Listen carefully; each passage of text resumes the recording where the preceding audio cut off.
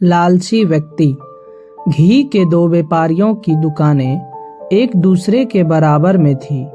एक दिन उनमें से एक ने दूसरे से 500 स्वर्ण मोहरे उधार लेने की सोची और अपना कर्ज बिना किसी परेशानी के चुकाने को कहा।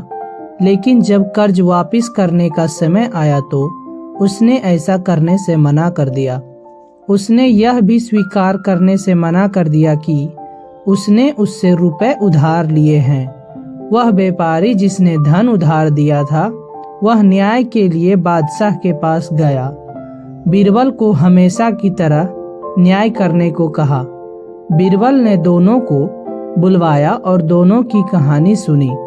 बीरबल ने दोनों से 10 दिन का समय मांगा और दोनों व्यापारियों को घर भेज दिया।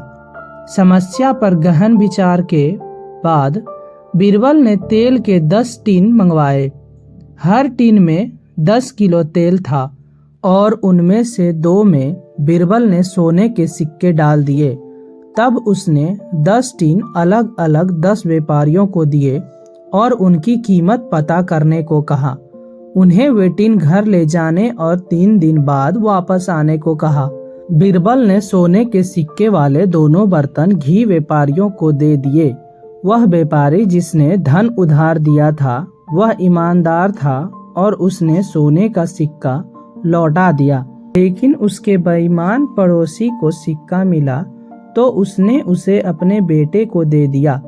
निश्चित दिन पर सभी 10 व्यापारी तेल लेकर बीरबल के पास आए और उन्हें मूल्य के बारे में बताया। बीरबल ने उस व्यापारी के टीन को ध्यान से देखा जो अपना कर्ज नहीं चुकाना चाहता था और यह भी देखा कि सिक्का गायब होने के साथ उसमें से कुछ तेल भी कम था। जब बीरबल ने इस बारे में पूछा तो व्यापारी ने जवाब दिया कि जब मैंने इसे परखने के लिए गर्म किया होगा यह तब कम हो गया होगा। बीरबल बोले, अच्छा यह बात है, चलो मैं देखता हूँ, मैं अभी वापस आता हूँ। ऐसा कहकर वह अंदर गया और अपने एक नौकर को उस व्यापारी के घर जाकर उसके पुत्र से सिक्का लाने को कहा। बहुत जल्द वह लड़का सोने के सिक्के के साथ दरबार में आ गया और तुरंत उससे बीरबल ने पूछा, क्या तुम वे 5 सिक्के लेकर आए हो जो तुम्हारे पिता को तेल में मिले थे? तभी उत्तर आया, मालिक, तेल में केवल 1 सिक्का था, 5 नहीं।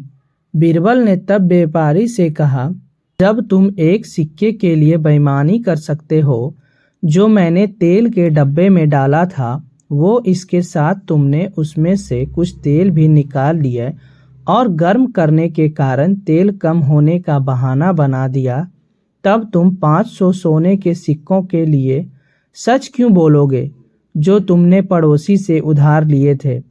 अब तुम्हारे पास कहने को क्या है? अब व्यापारी को बचाव का कोई तरीका नजर नहीं आया तो उसने सभी तेल व्यापारियों के सामने अपनी गलती मान ली। इस कहानी से मिलने वाली शिक्षा, सच कभी पर्दे के पीछे नहीं रह सकता।